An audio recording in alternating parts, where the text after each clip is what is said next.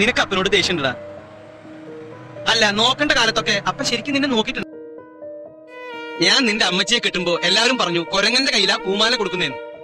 എന്നെ കെട്ടാൻ മാത്രം നീ എന്ത് ദൈവദോഷമായിട്ട് ചെയ്തേന്ന് ഞാനും അവളോട് ചോദിച്ചിട്ടുണ്ട്. നിനക്ക് ഓർമ്മയുണ്ടോടാ അമ്മച്ചിയെ? അവള് പോകുമ്പോ നിനക്ക് 6 വയസ്സാ. കർത്താവായിട്ട് അന്ന് ഞാൻ തെറ്റിയതാ. അറിയിക്കാത്തതൊക്കെ തരിക, എന്നിട്ട് വിചാരിക്കാത്ത നേരത്തെ തിരിച്ചെടുക്കുക. നിന്റെ അമ്മച്ചി പോയപ്പോ എനിക്ക് ജീവിക്കാൻ നീ ഉണ്ടായി. അപ്പനങ്ങ് ചത്തുപോയാ നീ ആർക്ക് വേണ്ടി ജീവിക്കടാ? മോനെ അപ്പ, നല്ല കുട്ടിയായിട്ട് മര്യാദയ്ക്ക് ഇങ്ങോട്ട് ഇറങ്ങി വരുന്നോ അതോ ഞാൻ അങ്ങോട്ട് വരണോ? അപ്പ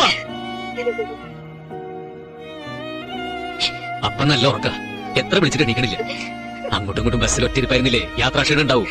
പിന്നെ ഇന്നലെ രാത്രി കിടക്കാൻ ഒരുപാട് വൈകി. വന്നു കഴിഞ്ഞ് കിടന്നും കുറെ നേരത്തേക്ക് എന്നെ കളിയൊക്കെ ചിരിക്കലായിരുന്നു. വല്ലാത്ത തലവേദന. ഞാനൊന്ന് കിടക്കാം.